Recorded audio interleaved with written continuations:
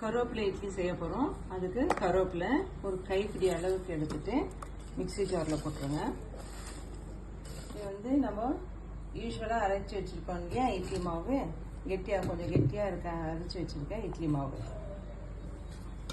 ஒரு கைப்பிடி கருவேப்பிலை மிக்ஸி ஜாரில் போட்டோம் இல்லையா, அப்புறம் 1/2 டேபிள் ஸ்பூன் சீரகம் போடணும்.